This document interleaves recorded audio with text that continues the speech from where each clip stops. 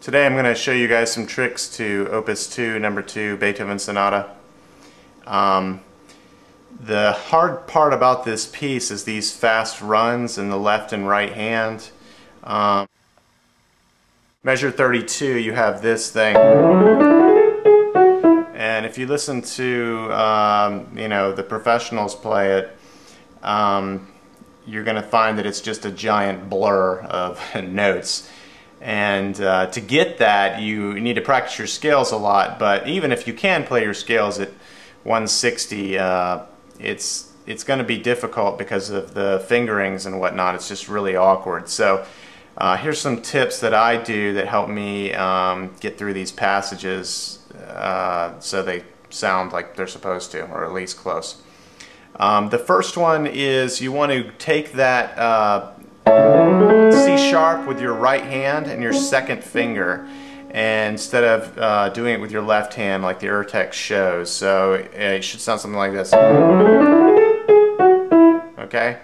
In measure 34, you're going to play that D and that E with your left hand at the same time. The text has got it 2 with your right hand, and then D in your left hand, 4, 1, 2, 3. And that just totally does not work with me. I can't do a crossover with my fingers that fast. So I take the left hand, I take D and E with 1 and 2, and I grab that G sharp with my second finger, and then 1 on A, and then I just zip right up the scale. And that helps me. So 2 and 1 on D and E. The next one you're going to find 34, 35, 36, 37, 38. This one's a kicker. It took me a while to figure this one out, but it's not so bad once I got it. The fingerings here, what you're going to do with your right hand is the stems going up. You're going to have your 1 on B, 2 on C sharp, 3 on D sharp, 4 on E, and 5 on E sharp. So you're not going to cross over at all. You're just going to use all 5 of your fingers. And when you get to that F sharp, you're going to use your 4th finger just like it says. Now, it's sort of a Chopin-esque kind of fingering. You might see that in an etude or something, but it works really well here. Yeah. There we go. Okay, that's very, very helpful for me.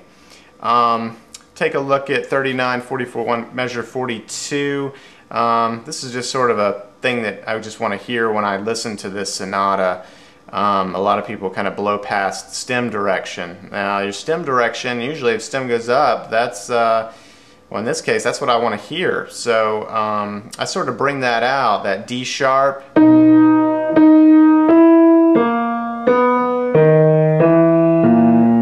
Yeah, that's sort of my melody, so I might pedal it every half measure.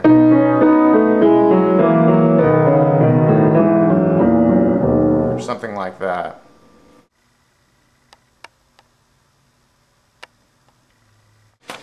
Measure 84. This one has a little trick to it. The fingerings in the text are a little bit different than what I do. It looks like they want you to play it with the right hand, but that's not how you play it entirely. You're going to grab the right hand here. You're going to grab this one with your second finger. You can really use any finger you want, but the first part of it you're going to grab, and then you're going to take your right hand and grab the rest of the chord. Or I guess you wouldn't call it a chord, the octave. So you're going to go E, E, E, and then grab that B with your second finger and then complete the triplet. Okay? Then grab the G sharp with your second finger, complete the triplet. And then the E and complete the triplet. Keep going down, use your second finger or whatever finger you feel comfortable with. Okay, one more time. Do the chord. You can do this one with just your right hand, but the next one, every first note you're going to grab with your left hand on every triplet.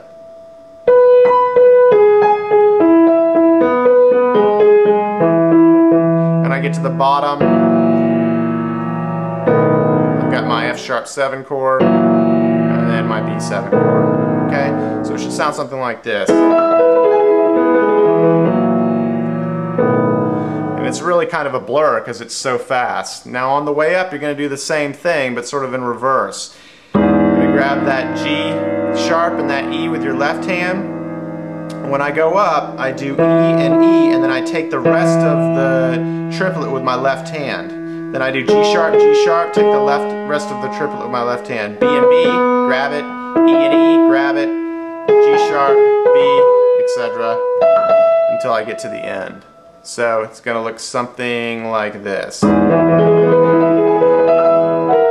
Okay, and even the last one actually, you can just do that octave if that's easier. Messed it up. Something like that. Okay, that's pretty much the hard parts in the exposition. There's another place, well, there's one more, 96, 97, 98, measure 98, you've got a B and an A. I grab that one with my 2 fingers here. Then I grab that D sharp with my second finger, and then I cross the 1. So again, you're grabbing 2 notes with your left hand, so your right hand is free to play the scale. The development section is pretty self-explanatory. I'm not going to go over it. It has hand crossings, but nothing too tricky.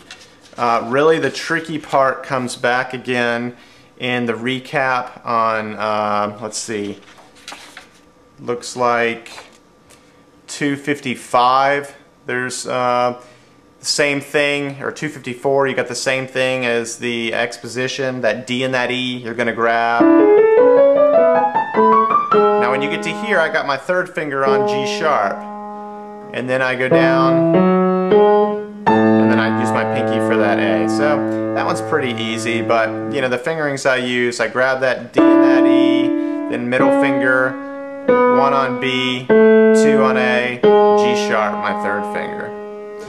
Finally in 304, well, there's a few more things. 304, you're going to do the same thing that you did in the exposition with the E. This time you're doing A, you're going to go A octave, you're going to grab that note with your left hand once again and just work your way down. It's just an A major chord.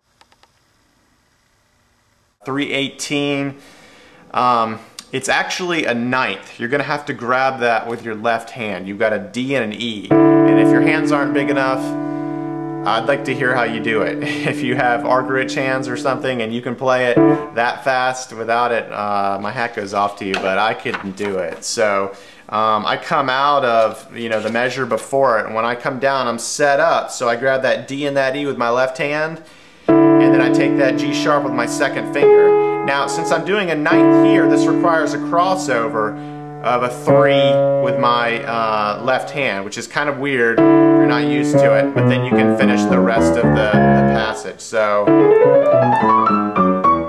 something like that.